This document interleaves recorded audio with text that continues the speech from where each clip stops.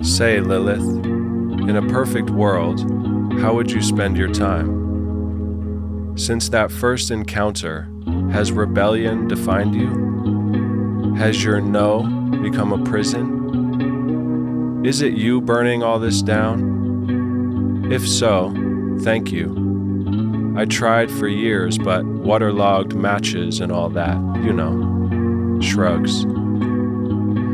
I once imagined myself as a butterfly catcher, chasing said creature as you pursued me, jaws wide.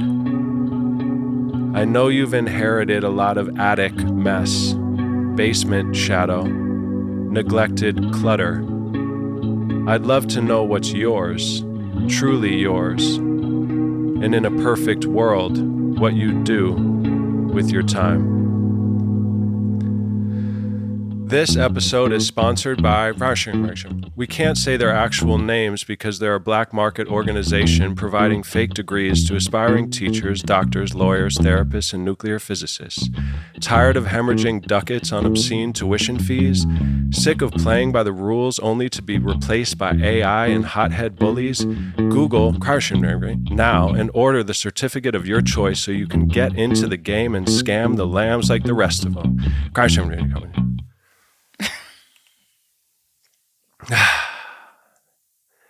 I think I need to take a couple deep breaths because I'm hanging with two very powerful women. I'm feeling outnumbered, out of my depth. Welcome to the Pinkhurst Podcast. Our return guest is Lisa Marchiano. Thank you so much for joining us today. Thanks for having me. And we also have my wife, Molly, from the Whole Paradox Podcast, who is joining. Welcome to you. Thank you. This is fun. Be all here together. To begin, I wanted to reference a quote that you posted the other day, babe. Holding an inner or outer conflict quietly instead of attempting to resolve it quickly is a difficult idea to entertain. It is even more challenging to experience. However, as Carl Jung believed, if we held tension between the two opposing forces, there would emerge a third way, which would unite and transcend the two. Indeed, he believed that this transcendent force was crucial to individuation. Whatever the third way is, it usually comes as a surprise because it has not penetrated our defenses until now. A hasty move to resolve tension can abort growth of the new. If we can hold conflict in psychic utero long enough, we can give birth to something new in ourselves. That was Marianne Woodman. Marianne Woodman. Yes. So I guess to begin, how you doing? What's going on? I know I just kind of threw a lot of things into the field of what we're experimenting here. So just to root and check in. Yeah, no, I loved all the stuff that you threw into the field. I'm excited to talk about it. Awesome. First of all, congratulations to the Philadelphia Eagles. Amen. I told Molly that I was happy to see your, just sports enthusiasm juxtaposed with the work you do. One might not expect those two to go hand in hand. And for me, I've always been an NBA sports fanatic mixed with depth. And I told Molly we're going to talk about sports this entire episode. And she said, yeah, I'm not going to be able to participate. But I might run out of things to say pretty quickly, but it's really fun. It's fun to be it's fun to root for the home team. Definitely. I'm a Phillies fan too, Yep. I remember Silver Linings Playbook was one of my favorite movies back in the day. Shout out to Donovan McNabb, all that. Yep. So first and foremost, perhaps in your book and a lot of the work you do, I would love to hear who Lilith is to you, in the Bible, or maybe not in the Bible. I don't know where she falls into all that, but the idea that she actually was the first incarnation of woman and refused to submit to Adam. And so who is Lilith? Yeah, so Lilith is, as far as I know, and I'm not like a biblical scholar, so I might get some of this wrong, but I'm pretty sure she sort of emerges from she was kind of a demon, in iconography in the Middle East, and then during the Middle Ages in the literature of Judaism, she emerges in this very particular form that she's claimed to have been the first wife of Adam, and she refused to submit. Basically, he wanted to have sex with him lying on top, and she said no. We're equal. The phrase from the text is something like we're made from the same clay, and Mm.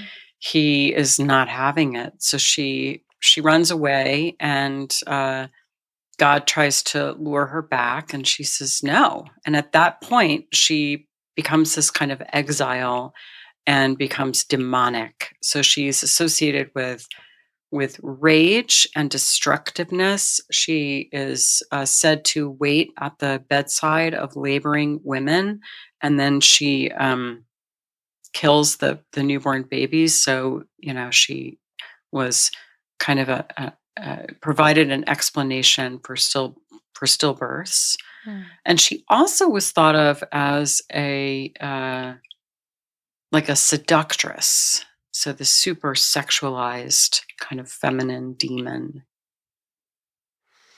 So then in the intro that I wrote on an elliptical, just listening to the invisible airwaves as I do these days, especially, I liked that kind of question to her, did that first rebellion define you? Did your Yeah. no become a prison? So for the both of you, anything that comes through, and of course we all, I imagine have the sides within us of the Liliths and the Eve, whatever, all the parts. But what does that bring up for you, as far as who is she separate from all of those stories and that Mhm. experience? Well, I definitely want to hear what Molly's thoughts are, but I just want to say I love that question. Has your no become a prison? Because I think it can for so many of us. It does define us, our sense of, well, we can't be that anymore. And well, maybe that's all I'll say right now. Well, I'm sort of left with more questions, and I guess I'm curious about kind of tossing this around together, which is how this Lilith archetype, maybe versus Eve, um, lives in us culturally and also personally. How these parts might kind of play in the unconscious of all of us, but maybe Mhm. specifically women. Yeah, and I mean, one way to think about it is that Lilith and Eve are both part of the same archetype. Mm. The archetype Mm. of, let's say, kind of woman. Mm-hmm. The archetype, not exactly of mother, maybe, but of spouse, of wife, Mm-hmm. and sort of how we enter partnerships and how we enter relationships, and archetypes are always bipolar. There's always a positive side of the archetype and a light side of the archetype and a dark side of the archetype. So we can look at Lilith as not, in a sense, not an image of someone who is complete, but as a very fertile imagining of an aspect of a certain energy. Mm. And it Beautiful. and it is that part that often goes underground. So in that sense, we don't want to become completely identified with the Eve part. We also don't want to become completely identified with the Lilith part. And that's, I Mm. think, where your question is Mhm. is a really incisive one. If we become identified with either side, first of all, we don't want to become identified with an archetype, period. Mm. Yeah. But if we think too much of ourselves as sort of slotting into one side or the other, it's very constraining. And the book that I wrote, The Vital Spark, in which I talk about the Lilith energy, I'm really addressing the way that for many of us, we're kind of over-identified with, let's say, the Eve part of the archetype. And we need to kind of get in touch a little bit with Lilith. Yeah, and I'm aware of how there can be this like pendulum swing between the two.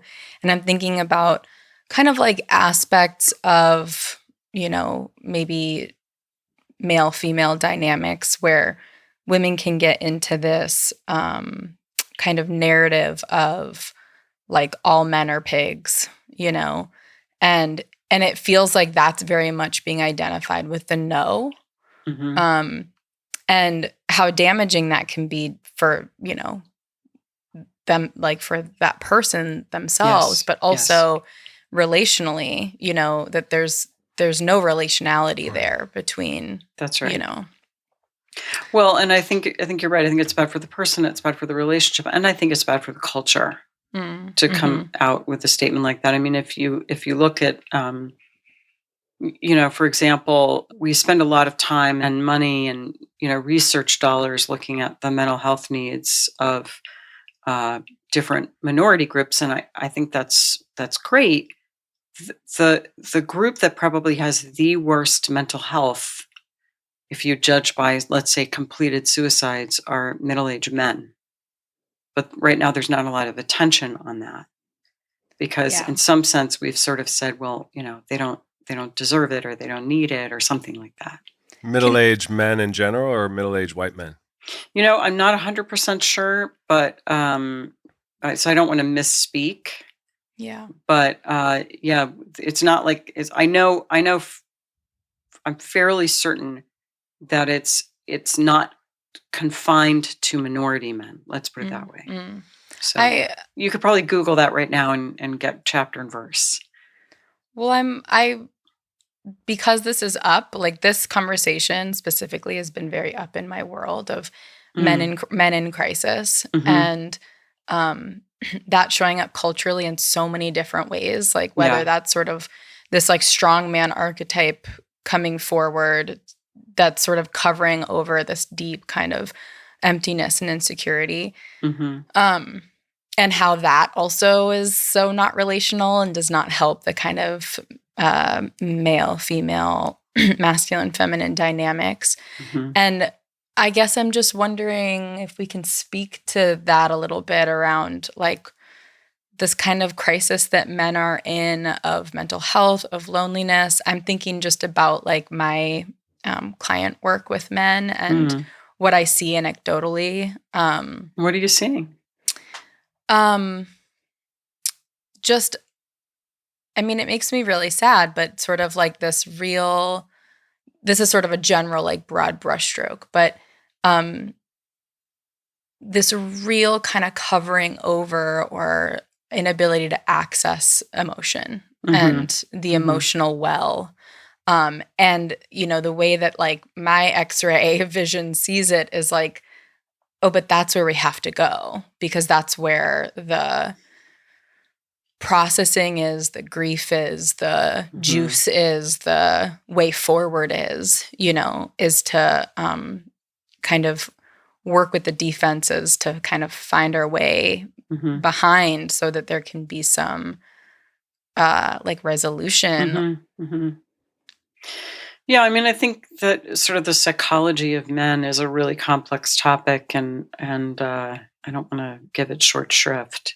So there's lots of different places I could touch into, I think. But I'm reminded of something that I've heard James Hollis say. James Hollis is a Jungian analyst and author, and he said, imagine not having any friends. Imagine only being able to talk about work and sports. Imagine only being valued for how much money you make. Imagine having to be the person who carries the full weight of responsibility for, X, Y, and Z things in your family's life. He goes through this kind of litany, and he says that's what it's like to be a man. And I think that's true. I mean, I think it's easy to say, oh, men have it easy and men this and men that. But like there are legitimately difficult things about being men. And some of it's cultural. right? Like Molly, you're talking about difficulty accessing emotion. And I think that's such an interesting question because I strongly suspect that part of that is cultural. Mm-hmm.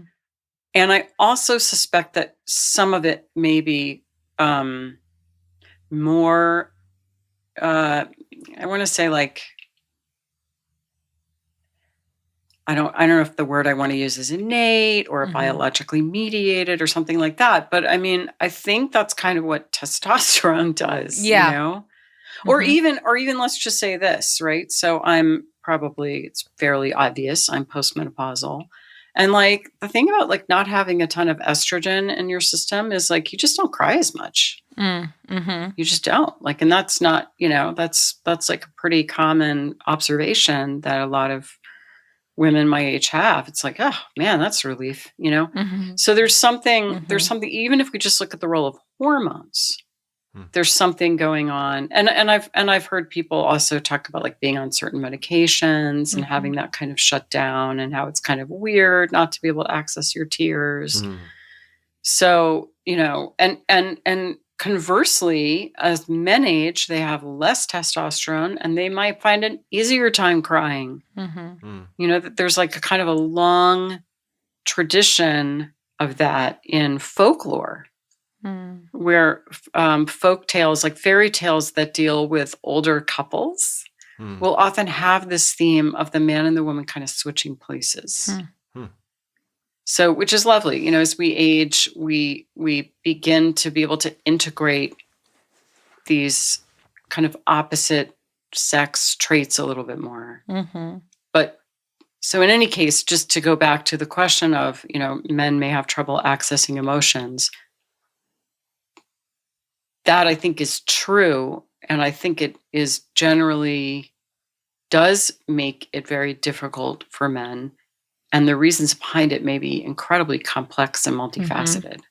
Yeah. Yeah, I'm so right there with you about the testosterone piece and the sort of innate aspect of that. And I want you to speak on this too, obviously, because you're a man, but the piece, like, I don't know, I guess I'm kind of like tracking a couple layers, one being that we're raising a small boy, and just kind of the future I want for him as someone who's one day, hopefully, God willing, going to become a man. And, like navigating this piece of this mental health piece, like what's going on here that even though there might be like an innate aspect of like, less access to emotionality, I think that layer of pressure, kind of what came up as you were talking too, was this idea that we kind of can make gods out of men and expect them to like have this kind of standard of more than human, this like projection that I'm imagining comes probably from like, if, this is again a really broad brushstroke, but if women feel like they're in a one down position culturally, that like that might invoke this type of projection where you need to be my savior. Like, I know that's a big thing that comes up is like, or I'm just going to be angry at you. Which Zachary, that goes to your opening question, right? Like then women can just be trapped in that Lilith place where no is a prison. Like the rigid place is you've oppressed me and I'm just going to be furious. Yeah.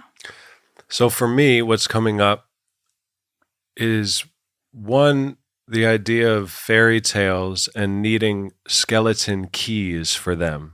So I was curious about, for myself, for listeners, your take on how to just hold a fairy tale, which you've written about, as you're digesting it. It's not just a myth, but it's a metaphor, the skeleton key to how to even receive fairy tales psychologically, which brings me to stories, which brings me to what I was jotting down earlier. I heard Michael Meade say this. I don't know where he got it from or from himself, perhaps. The world is made of stories, not atoms, which I think is a lovely idea, and a little pun there with Adam.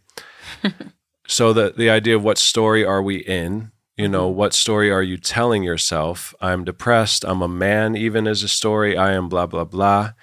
And the importance, rest in peace, Tom Robbins, this is not his line, but it feels influenced by him. The importance of lacing your morning cup of joe with some good old-fashioned goofball dynamite. So Hermann Hesse is one of my heroes, Rumi, and all these types of cats, specifically Hesse in this instance, after his Jungian encounters, if you're aware, with, I forget the psycho, what do you call that? The Jungian analyst. The Jungian analyst's name, but it was one of Jung's contemporaries who Hesse saw after, the war, after a lot of trauma, and that influenced him to write Damien, which is one of my favorites, which led to Steppenwolf, which led to a lot of other things. But in Damien, as he's retracing his childhood, he talks a lot about what we're describing and finds the symbol of Abraxas and has this, I'm summarizing here, but this feeling that all of the things, whether they could be quantified or attributes attributed to the slut, the killer, the mother, the saint, the angel, the demon, the da-da-da-da-da, all these parts that arise, sexual frenzies, really sensual, beautiful, spiritual stuff, that can feel so offended by the same urges that emerge in some, whatever you would, again, quantify that as, but seeing it all melting into one thing. So it's this amorphous swirling, whereas the Abraxas, it's all one somehow, and that healing your psyche. So as I hear this, and I'll go on to talk about this a little bit as well, I kind of feel like I broke free recently. And what I mean by that is slowly but surely, I lost my mind, but in doing so, I entered into the laughter of the immortals, which is a Hesse reference.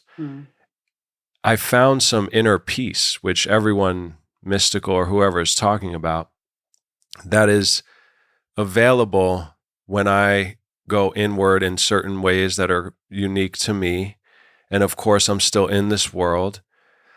I say all that to say, I don't identify, I don't know. These days, I just hold it lightly. I don't really identify as man or not man. And I know that might feel uncomfortable for some people, and the importance of, I wrote a line yesterday.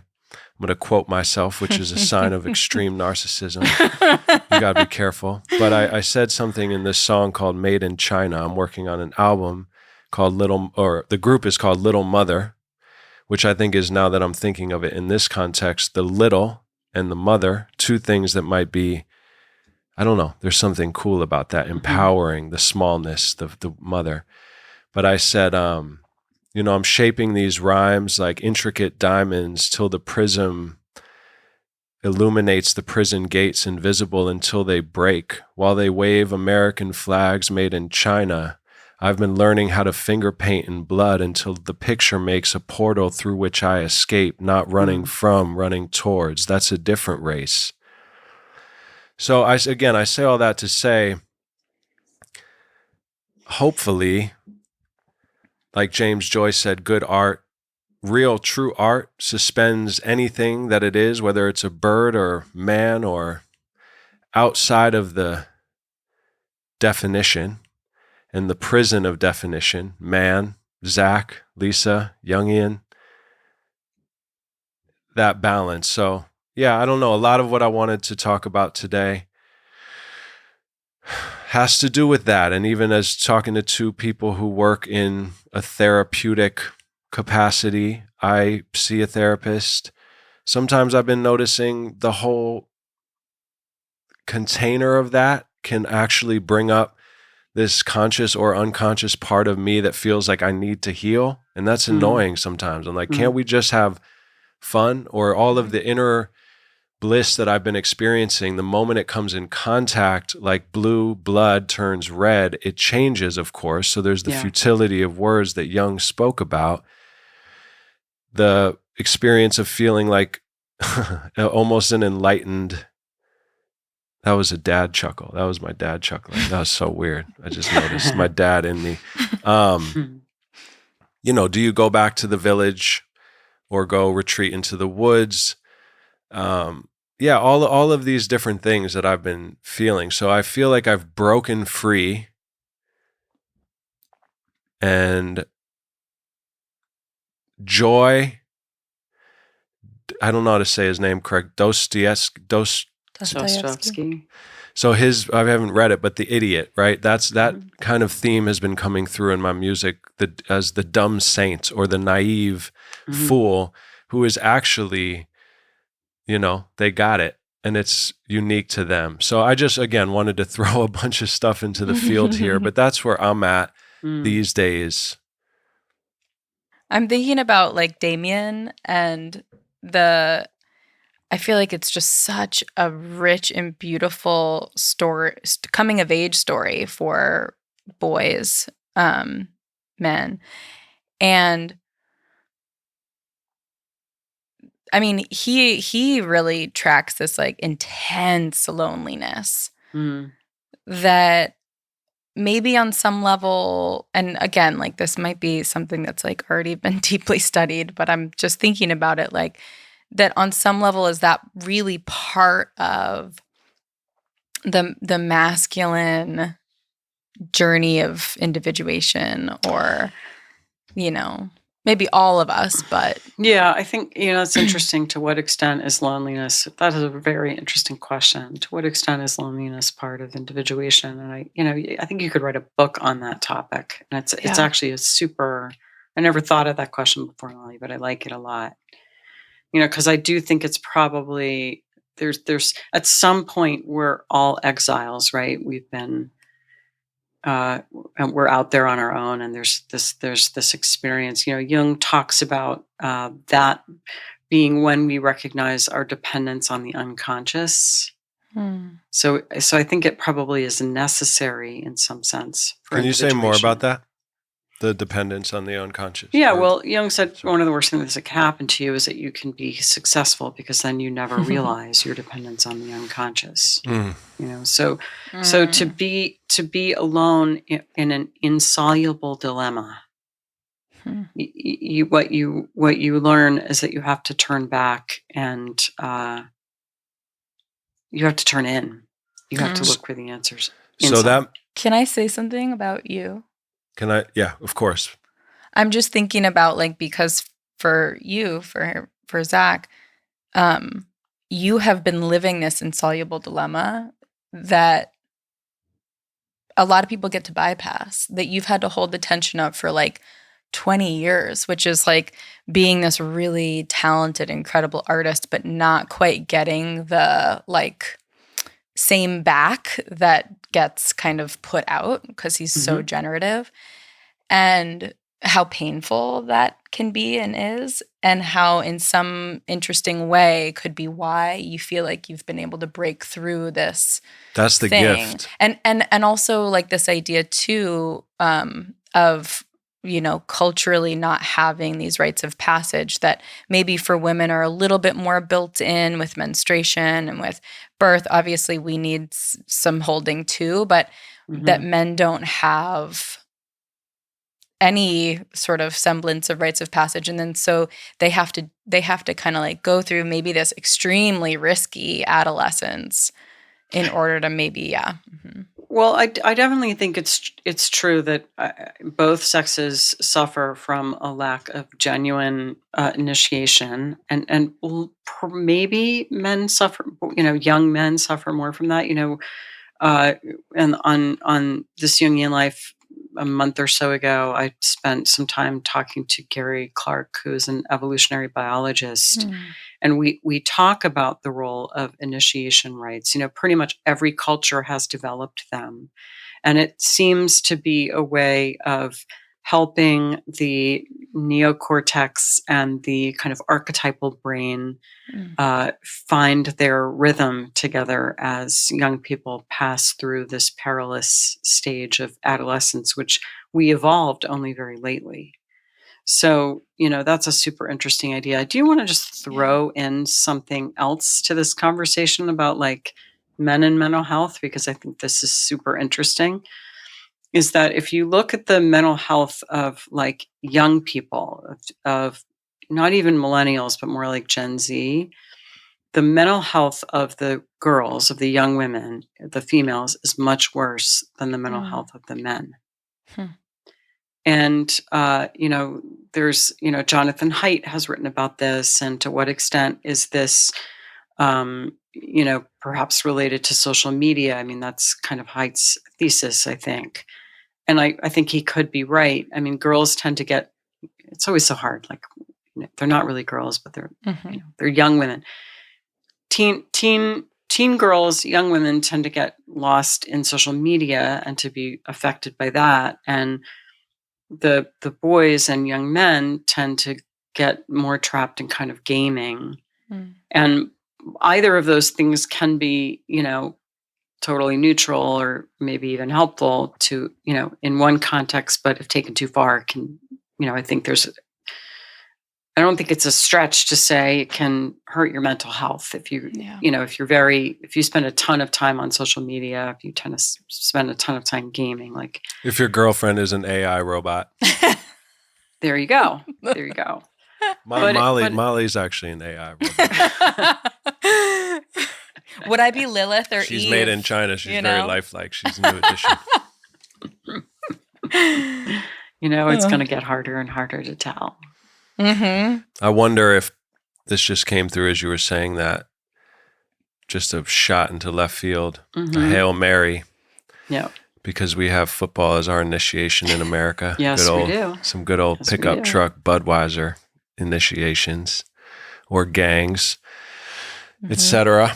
But I wonder if because women don't have the celebration of the outlaw, which you talk about, the lack of female outlaws represented in culture, if that's part of that. Because men, although we're ostracized, we have all our things, we at least have these kind of badass, a lot of badass bad guys who are, so somehow maybe that provides a little cushioning in ourselves as we experience our darker parts to be like, well, bad guy, women love bad, or people love whatever it may be, as opposed to what you said, the Eve dominant archetypal presentations create a smaller claustrophobic environment for the psyches of women. That's one thing.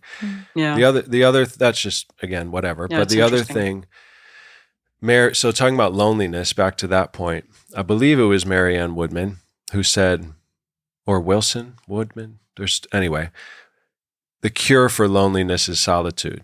So the difference between loneliness and solitude, I love all the different ways I've heard that quote that you mentioned with Jung saying, success can be the worst thing that happens to you. Those who the gods wish to punish, they grant their wishes, etc. I posted something the other day from T.S. Eliot. I said to my soul, be still and wait without hope, for hope would be hope for the wrong thing. Love that idea. Yeah. So Hess, and what you described in my experience, 20 years, I'm like right there, and I'm just an example, but I have had a robust creative life, signed, but always felt this kind of shadow mantle around me, which has tortured me to no end indeed. Now it is yielding what you described, these kind of bliss moments, this kind of going behind the scenes. So I've been the audience, I've been on stage, I've seen both, I've met the janitor, and now I think I'm walking out of Plato's theater, so to speak.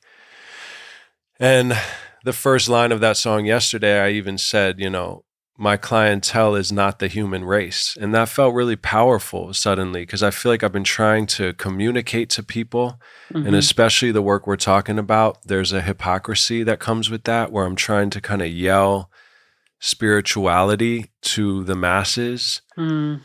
So now I'm like writing poetry for a squadron of squirrels, perhaps. That's just me being able to drop the funny animal group names, by the way. A group of squirrels is called a squadron of squirrels. A I didn't know that. congregation. That's great. A congregation of alligators. Really? Wait, it's called a squadron of A squirrels. squadron of squirrels. And that's a easy to platoon. remember 'cause it's Exactly, alliteration. A that. platoon of platypi, a parliament of owls, a murder of crows, of course, a flamboyance of flamingos. It's all that's real great. stuff. No, So- Zach, it's actually not. Hey, everybody. This is Kev here, interrupting your regularly scheduled reprogramming to inform you that you've been misinformed. A group of squirrels is actually called a scurry. A group of platypi is called a paddle. I take responsibility for this as I was the one to jokingly give this info to Zachary. Razzle dazzle, which is also a word for a group of zebra, dazzle. They also proudly wear the title of herd. How about that? Twofer. I read this recently, but I can't read enough Hess on this podcast. I mean, everyone should just stop listening and go read Hess because that's the heroine, and this is just a little. Anyway, I will try to make this a bit shorter, but his idea was. I can't make it shorter. I believe in spite of all its obvious absurdities, life nevertheless has a meaning. I surrender to my inability to comprehend the ultimate meaning of life, but I am willing to sense it, even if it requires sacrificing myself. You cannot force this faith on anyone, not even yourself. I love that line, that you can't even force it on yourself, but it can become experience. The absence of this felt faith is usually replaced by beliefs in a church or in science or in patriotism or socialism, some kind of refuge where conventional moralities, conformist programs, and standardized recipes are dispersed. Certified affiliations, lifelong membership cards to organized social structures guarantee a false comfort, the illusion of security, an illusionary ticket to salvation. Whoever leaves a congregation initially has to face a solitude, which often makes him or her soon miss the community.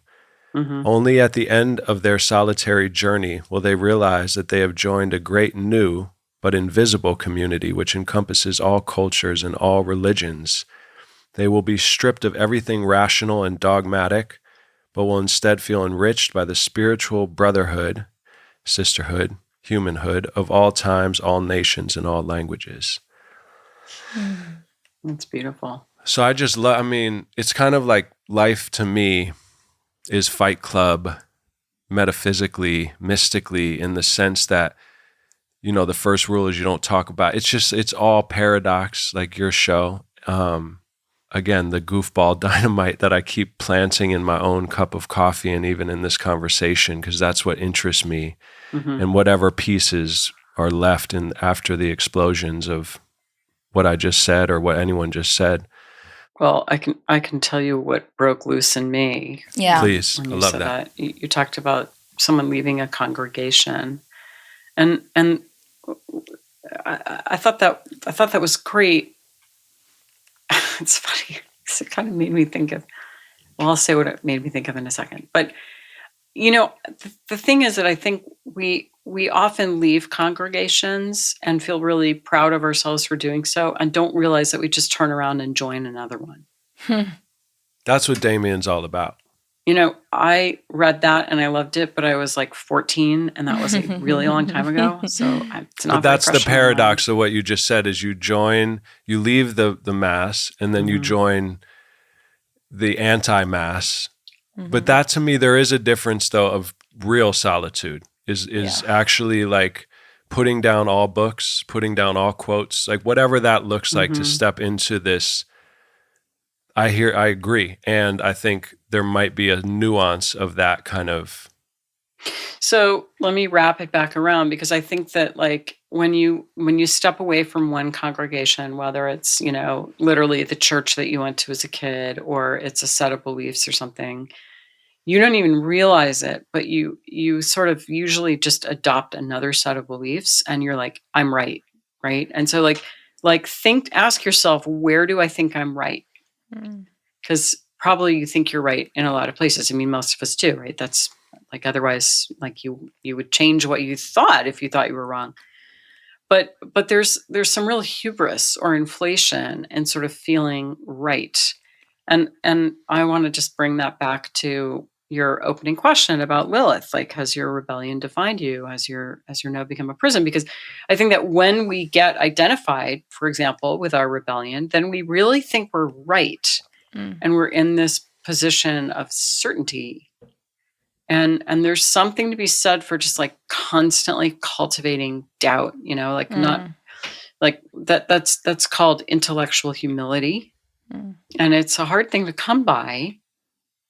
But God, where was I reading this just the other day? I think it was Jung, and he was talking about or maybe it wasn't Jung, talking about God,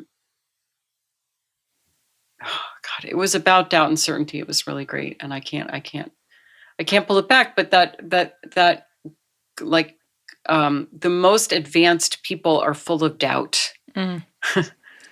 I have just to jump in on that because it so hits this nail. I had a really wonderful teacher at Pacifica named Matthew Bennett who wrote a really beautiful psychoanalytic book. But he said psychological growth is moving towards complexity and ambivalence. Yeah. Yeah. And I was like, yes. Yeah. That's it. Right. So I like this idea of stepping away from the congregation, and then the task is how do you make sure you don't just join another one? Yeah. How do you? Goofball dynamite in your coffee. Yeah. No, I hear you. I well, agree. It's like being suspicious of your certainty and self-righteousness and all the things I've done in my life. I think it's kind of like if it's an initiation. Basically, I think there are, you don't enter the path. If there is a path, then you're on the wrong path. Basically, you enter in the most thickety spot. So we're all in our own, hopefully, process of finding our unwalked path. And in that initiation for me, I have experienced many groups. I have left many groups and experienced my no becoming a group in and of itself. Right. And now I still oscillate between both, of course, and I watch it, but I think a lot of it is about, in my experience, not identifying with either. And there is a silliness and holding it lightly where then I can wear, like, I get butt naked, metaphorically, of all my American affiliation, all my whatever affiliation. Get off me. This itches. I'm not that. I'm a mystery. I'm a motherfucking tornado of soul. Fuck everybody. And then that also becomes clothing. And then after all that settles down and my body humbles itself, there's another line, to quote myself again, this idea of I needed to know the limits of my sanity. So I actually, as I mentioned on the past one, did go to a mental hospital 12 years ago, have stretched my psyche. And now I'm a simple man to some extent externally. But my point is, then it doesn't really matter. After you've kind of experienced both, in my opinion, then you can hold it more lightly and hopefully arrive where Joseph Campbell and others would say the world is a mess. It's always been a mess. Your job is not to fix the world, or zooming out like the Siddhartha moment of hearing the harmony of all the chaos from a different vantage point. So, yeah, I think in the Tao Te Ching, there's this great quote that says something like, the world is fine as it is. Why it's hubris to think that you need to fix the world. Yeah. Yeah. And that's sort of like, sorry, go ahead. No, Yeah. I'll just say quickly, I think one of the things you're talking about is playfulness. I have that right here. God is playful. That's what it says right here. And just coming back to this thing about like therapy kind of creating this space in which you're like, oh, I need to look at what's sort of wrong, or I need to be focused on healing. And it's sort of bringing this forward for me of like, maybe ideally because there's also sort of our projections on therapy and on therapists and the container. And I think I really integrated this from the somatic lens too, which is like, I would really like to spend time in therapy, like celebrating and playing and enjoying and like celebrating the progress and the beauty and like what's kind of coming forward as, you know, things internally start to shift, which I don't think we maybe spend a lot of time on. I have a sort of different take on it. Yeah. Which is, I don't think you should go to therapy unless you're experiencing agony and anguish. I think, I mean, you know, okay, maybe the threshold doesn't have to be quite that high, but you should you should only go to therapy when you're really quite uncomfortable. And then Molly, I like what you're saying, and I've seen this process where things start to get better, and there can be like a period of celebration. But at some point, you should leave therapy and go like celebrate by living your life. Interesting. Totally. Yeah. Yeah. I think sometimes people want to come see a Jungian analyst because it feels like it's going to be this is my fantasy. Mm-hmm. People think it's going to be the magical mystery tour, and it's going to, like, they walk in my office and it's going to be like dropping acid or something. And it's like, no, it's not. It's sort of like therapy. So if you know, I'll work with whatever you bring me. I don't have like a wizard robe and a magic wand that I put on when you walk through the door. So we're going to work on what you bring. And if you don't really have anything to bring, we're not going to do very much, you know? And then, but if, you know, when people come in and they're really hurting, the work progresses, it moves, and it is rich. Yeah. And then hopefully, you know, the point is to find that alignment between the ego and the deep unconscious, and then go out and live it. Anyway. Yeah. I love that. No, so I what I appreciate wrote that. around that was, to both your points, often I find myself explaining my inner knowing and creating incredible tension and suffering.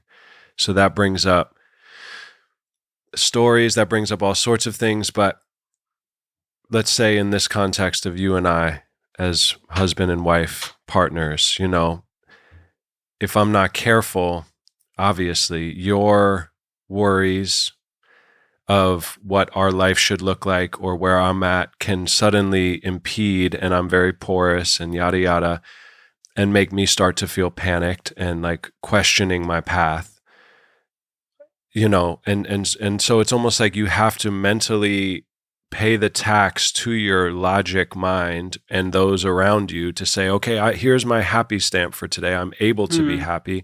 Otherwise, no, you must stress, you must figure it out, you must hustle, you must grind, you must cast yourself out of the garden and go get busy. And it's such a tricky, slippery slope. So then I go to therapy, feel an undercurrent of this container to heal. Therefore, I'm sick, and I fall into the loop of being the patient. In truth, I have found that radical joy is beyond words, and in a way, healing in my experience is realizing I'm not sick at all. This is, again, my current experience. Can therapy be a playful dance? We just touched on that. An exchange, not about healing, simply expanding consciousness.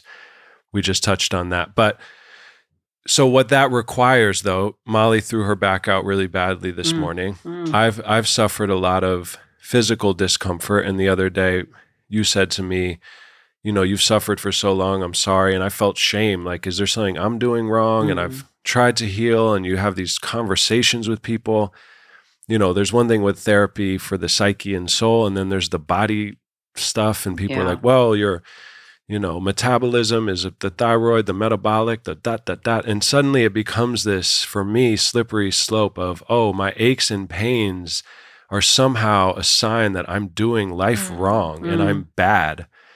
But what is that line of being not dissociated, but detached, like healthily detached, removed from body aches and pains in a positive way, you know, still magically grounded, but not bound by inevitable decay, moods, happenings, not identifying with the peaks and valleys?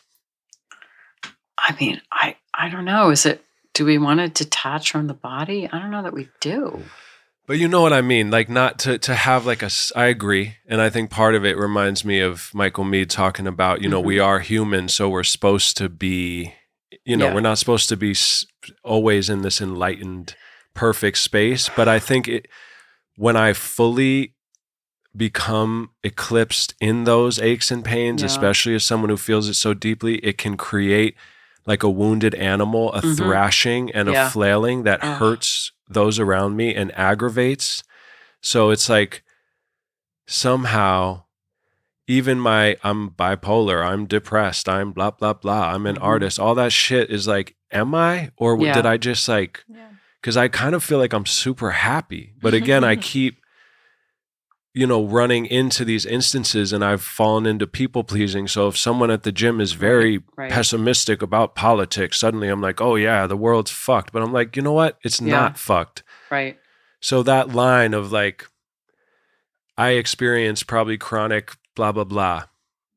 And my mental state of telling the story to myself that I'm a time traveling, beautiful, eternal being, which the telepathy tapes confirms through Western science, sort of more closely than, anyway, that's another thing I've spoken a lot about. But holding on to that feels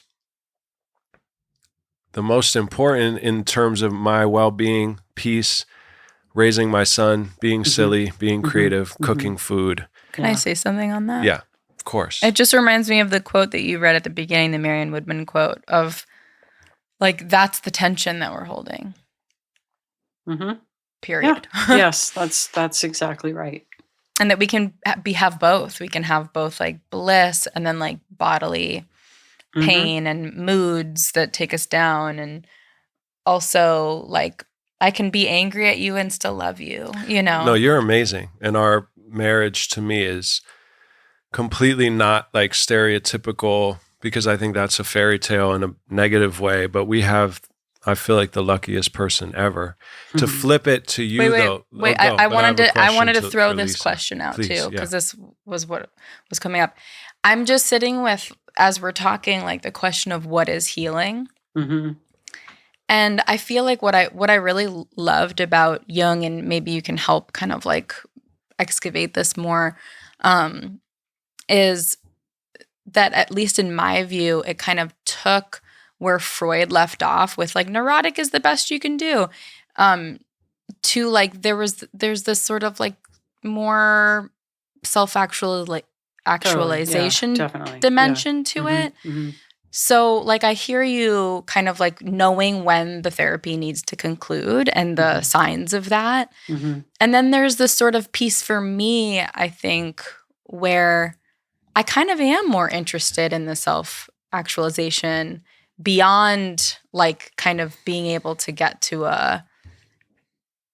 is what you're saying too, that like going out and living your life and sort of maybe with more reverence for dream work or synchronicity, that you don't need therapy, at least not in that like what's the problem way.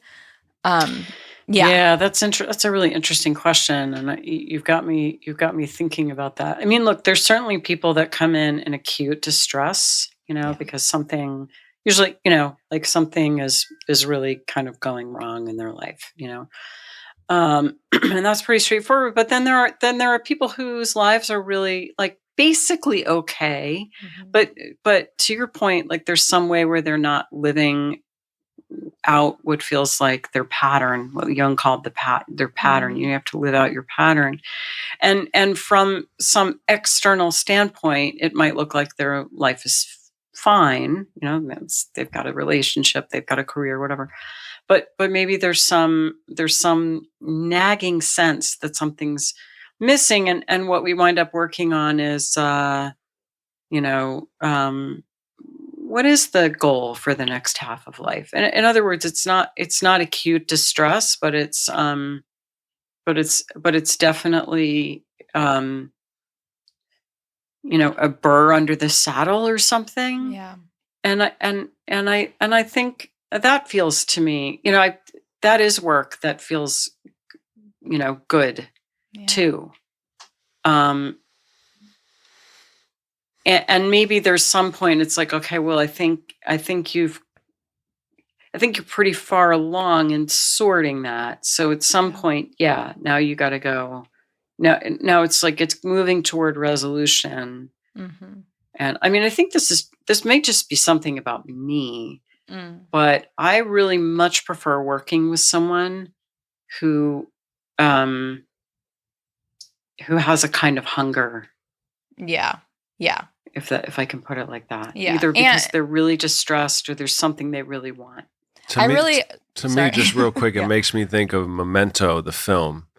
If you remember that movie where the guy I forgot the situation, but his memory keeps being erased, so he's tattooing himself to try to remember what's going on. Okay. But to me, life is memento to some extent. And so the positive way of, which might feel a little more lukewarm as opposed to the urgency with how I'm dealing with my therapy practice. And what you're saying is making me wonder and curious about how to approach that if I should continue. I love my therapist, Kaki, and I wouldn't want to stop that. But at the same time, it makes me think, for me at least, I've recognized that piece that I'm talking about, that elusive thing that's taken me forever. Mm-hmm. So like Memento, that's maybe what I'm trying to do with her, is to keep calling it forth and to keep reminding myself. And because it can slip so quickly, right? Just precise mirrors, which is why I do this show as well. But go ahead, babe. Yeah, I was just gonna was reflecting on what you shared, and I definitely find that people who are more in like acute distress, like the work goes so deep, so fast, and so much sort of happens.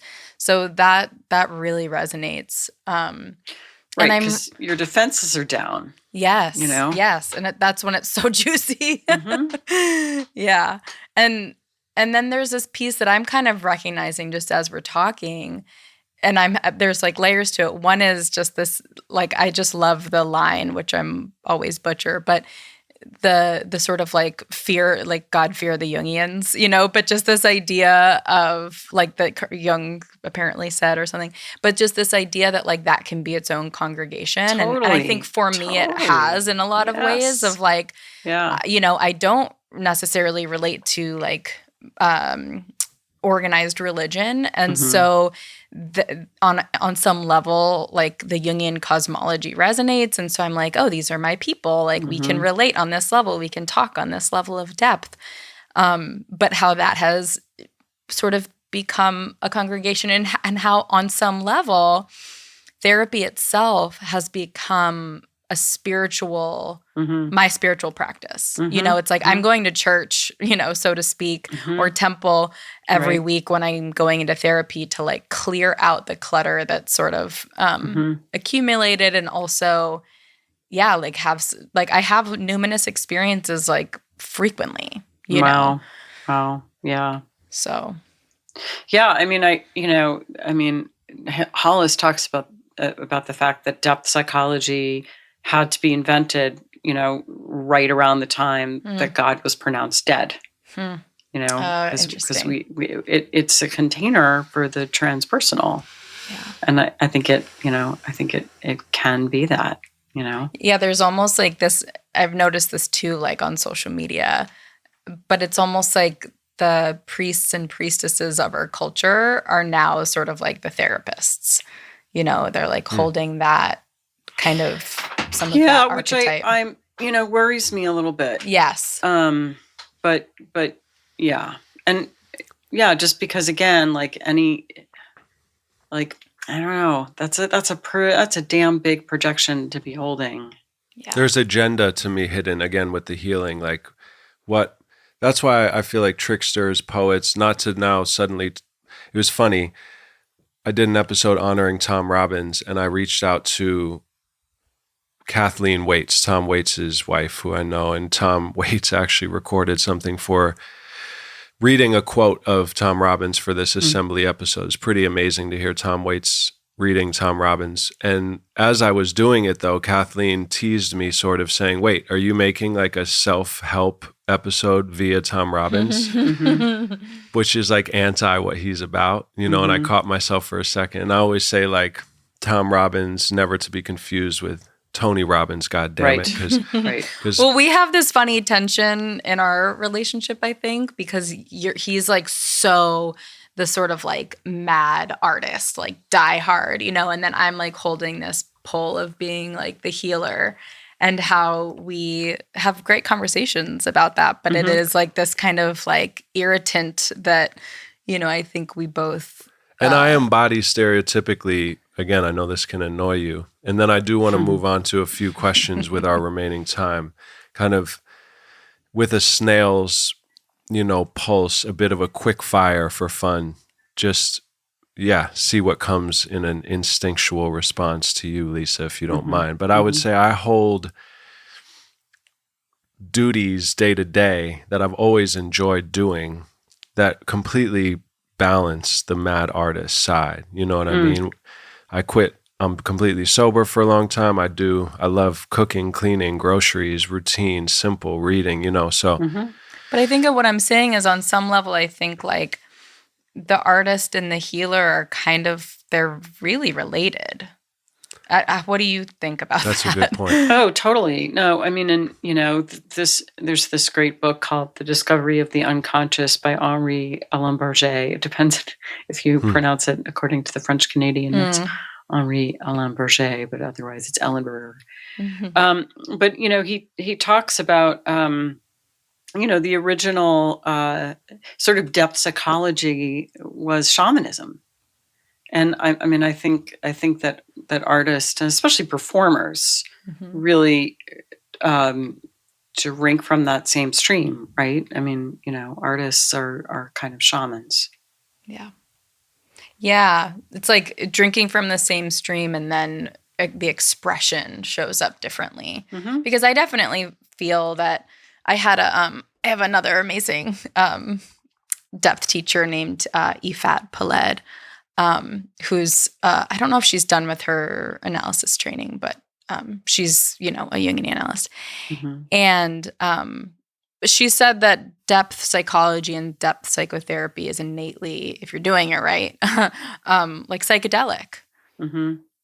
And I just say that to say like this piece about shamanism and this piece about artistry, you know, that there's artistry to, you know, sitting in a room with somebody. Right. And both, and maybe the most direct way of saying it is both of them involve sort of making space to access the unconscious, like inviting the unconscious into the process. Great. Yeah. You know, or you know, kind of really interested in what the unconscious has to say. Yeah. And the shaman is someone you see after you've tried everyone else. You know, in the logical world, they're the bridge to that other realm, which is nonsensical, and you might have to sacrifice what you thought was important. So as we slowly cruise to 5 miles per hour in the hearse and honor time and bodies, just for fun, some last little thoughts. What are the best ways to kill time during an apocalypse, in your opinion? Oh my God. I don't know, like anything that would work.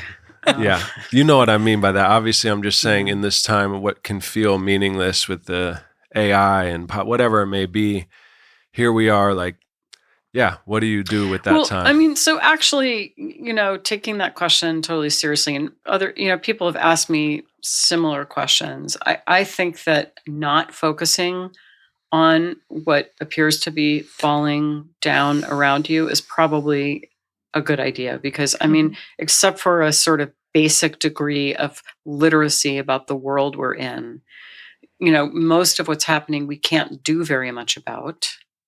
So you should focus, I think, on sort of living the richest, fullest life that you can, because that will be, and you know, working on your own psyche and your own degree of consciousness, because that will, you know, Jung believed that everyone that did their psychological work, you know, helped humanity move a little bit closer to a better place. So, you know, love your life fully and do the things that are meaningful to you. And if there is something going on in the collective that really stirs you up, then take a deep dive on that one issue. Get to know it really well. Read everything you can about it. Don't just don't just wring your hands, really become an expert, Mm. and then see where you can plug in. Because, for example, if the advance of AI really scares you, there might be a place to plug in. There's probably some organization that's working on that. But don't just wring your hands. Really, really take it on in a serious way. Allen Iverson was referred to as AI, right? Yeah. So you might appreciate this. Okay. Most people wouldn't. Another line from the new album that just rang out when you said that, and then I remembered Philadelphia 76ers. I said, write my verse with AI, dare y'all, talking about practice when it's game time. So that you might not know, but there's a famous clip of Allen Iverson ranting for 3 minutes about, do you know this clip? No. He got criticized for missing a practice, and for 3 minutes, he says it like 215 times. He says, we're talking about practice. We're talking about practice. We're not talking about the game. We're talking about practice. We're talking about practice. So he's defensive. It's so funny. So go ahead, write what I write as a weird poet with AI. Dare y'all. Anyway, that just... Yeah. cracked me No, up. but I love that because there's this way in which like we live on multiple levels at the same time where it's like there's this kind of global or, national kind of stuff that impacts us and doesn't at the same time on some level that we can be incredibly crippled by because of the sense of powerlessness. And that regardless of what's happening, we still have to get up, take care of ourselves, take care of our children, and try to like live a life. And so I just really love that kind of share because I really agree that on some level, like what I really take from almost like I kind of have this cross section between depth psychology and somatic experiencing, and then kind of use kind of Marion Woodman's work as this translator between the two. And it's like I could go for a walk and like walk my dog, or I could go for a walk my dog and like feel my feet on the ground and like look around and look at the blue sky and like really feel the breath coming into my body. And then that walk becomes a lifesaver, it becomes like the way that I fill up my cup and experience, maybe an increase in my window of tolerance as I, move through life. Yeah, that's great. So, yeah. For me, it makes me, what you're describing too, whenever there's a catastrophe or a crisis, a part of me has always felt excited because it feels like the external world or the charade of that it has never felt safe or something that I felt like I fit into. So as it collapses, if I don't react or flail, like I mentioned, in certain ways, and I relax into myself, I can really, it's like life is a deadline to love and to be my, I don't know, everything falls away and I can be more present and more odd in my own expression. So I think, and that kind of goes to this question. You really are, from an outside looking in and the few encounters we've had, prolific, seemingly peaceful, apparent, but really prolific. I mean, your podcast, I think you guys are almost 500 episodes. You've published however many books you have. You're doing your dream schools. You have your fairy tale retreats. You have, and you're a mom and you're right here, very peaceful. So the question was how to be prolific and peaceful while parenting. But it goes kind of back to what I just said of arriving in that, what we're talking about. But I'd love to hear your experience of that. Well, I mean, to be fair, a lot of the work I've done that you just referred to has happened like since my kids were older. So when they were younger, I was in analytic training and I was working on my first book. But I didn't kind of step it up a little bit until they were like, getting ready to fly. So gives me hope. Yeah. And maybe it's partly about just don't have unrealistic expectations of yourself. Yeah. But, I there are a lot of people say, oh my God, how do you do it all? And I'm like, I really don't fucking know how I do it. Yeah, exactly. But I think in some sense okay, here's what I can say that might be useful. I am getting better at only doing things that my psyche really supports me in. So I'll get an idea and I'll be like, oh my God, that's a really exciting idea. And then I'll wait and I'll see what happens to it. So I had this idea recently. I think it's a good idea. And I did some research on it and I spent some money on it and I talked to some people about it. It was actually an app. And but I just noticed my mind wasn't coming back to it very often. It didn't keep on rattling around very much. And then, so I said, okay, before I just kind of write it off, at least for now, I did like one more little piece of research and what came back, it's like, yeah, okay, that's just going to go on a shelf. So I think for me, when things don't work is when I either do the things that other people tell me I should do, or the things that mostly that I tell myself I should do, but there's not a lot of like inner support. The crazy thing is that some of the stuff that my psyche says, yes, you should do this is pretty weird. You know, like, I mean, in 2018, I was like, oh, I'm going to start a podcast. And, you know, like people in my life were like, what the fuck are you doing? And, you know, but it was like, right. And now I'm getting this doctoral degree and that's right. It's like, why? Like why are you doing that? It doesn't make any sense. But, you know, it like wouldn't leave me alone. And I'm, you know, it is not very practical, but I'm really loving it. So it's really powerful to hear that. And I have to say too, that both you as like, you know, I hold you as sort of like a teacher and mentor from where you are, that it's so valuable to see women and their generativity through life, because I had this weird kind of like, when in my 20s, I was like, so life ends when you're 30, right? Like it's blackness just from 30 to the end of life is just dark. I can't see anything, you know? And it wasn't until I went back to school where there was like people, you know, of so many different ages. And you get this weird kind of like myopicness, I think, when you're just like only focused in a peer group and you don't have reference point for, you know, or models of, you know, generativity, I would say specifically in women through the life cycle. Where I'm like, I've just had this sense of like, oh, I don't need a rush.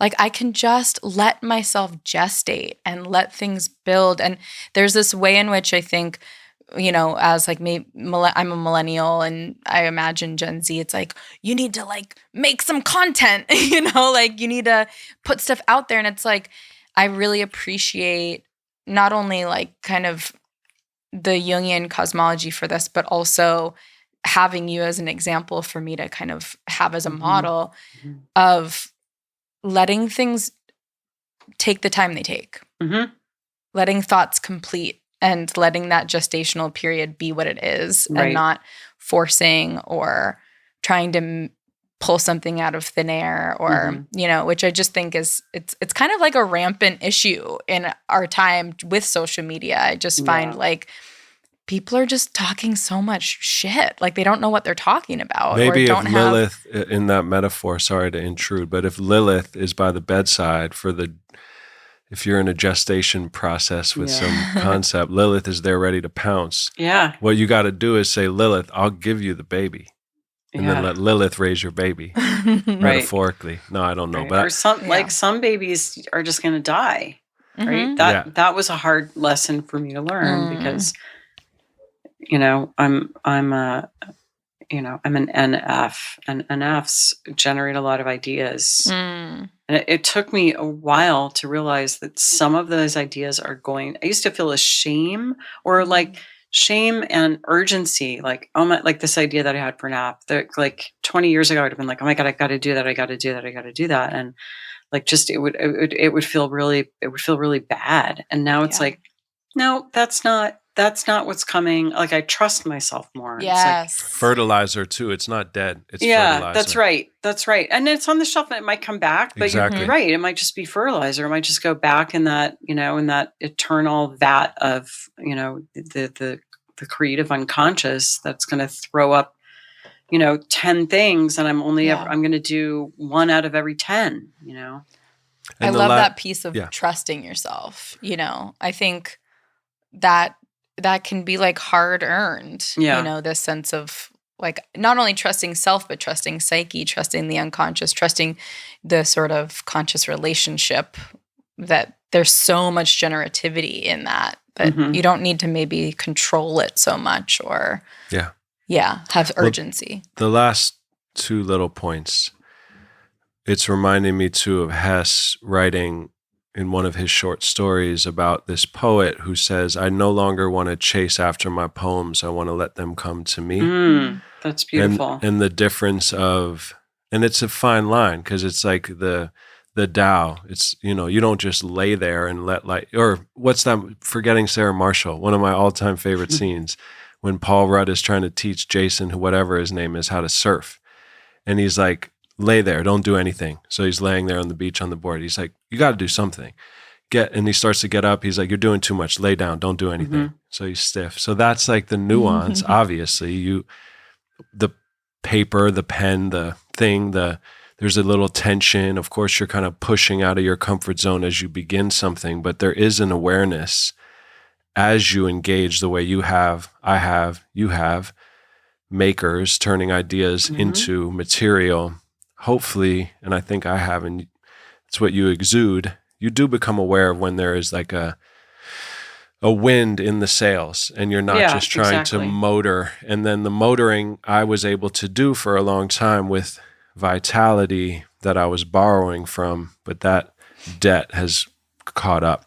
My final silly question, which I almost don't expect either of you to answer, is I love making up what might be considered dad jokes, which I guess are bad jokes, such as, what is a teacher with flatulence?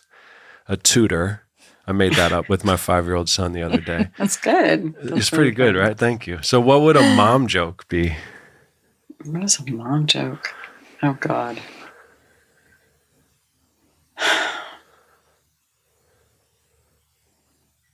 It's an interesting question. I'm glad you appreciate it because it's silly. The answer that I heard in my mom head was a good joke. I just, when you asked that, what came up is, there definitely were a lot of times when a little bit of dark humor kind of got me through a hard day. So that's where my mind went. I like that, which is that Lilith. That Lilith. Awesome. Well, are there any last things you would care to share here before we go? I mean, I'm sure we could keep talking for a long time, but I think I we know covered this a was lot. so fun. Would love to have you back. I wanted to talk, and I know Molly did, about the dream work and all that. So maybe Dream telepathy. I love that piece. every year or so, 6 months, we can just ping and see if we'd always love to have you back. Sounds good. Yeah. Awesome.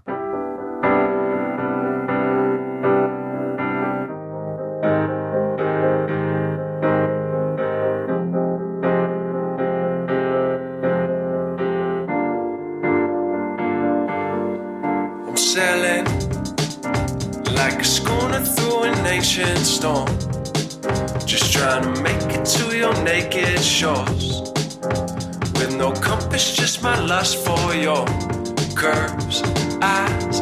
Oh, I fell in like a penguin in a great white's jaws, and now I'm Jonah with no Jonah of Arc, and I'm hoping that my heart can float, 'cause I can't swim, and I don't get why you would paralyze me lonely with your cold eyes. One moment say you want me, but then sometimes you act like you don't know me, and I'm back here looking at you from the outside. More than a moment, more than just a distraction for me, more than diamonds and roses. I need the love everlasting, yeah.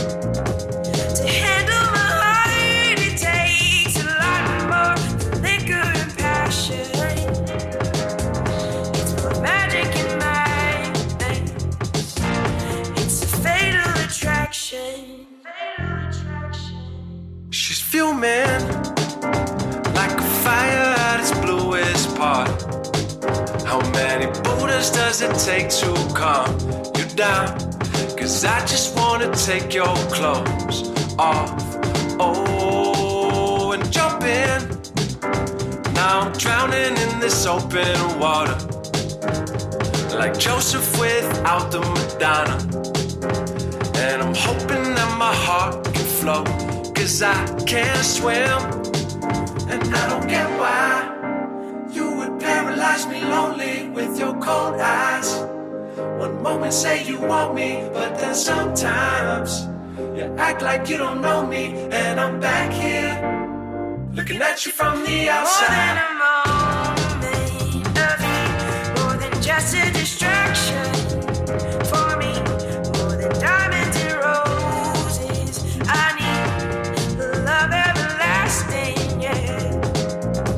To handle my heart, it takes a lot more than liquor and passion. It's put magic in my veins. It's a fatal attraction. I'll prove my love is strong, and my poems ain't just a con.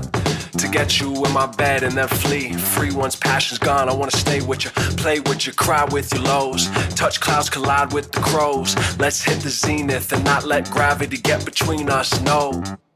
More than a moment of heat, more than just a distraction for me, more than diamonds and roses.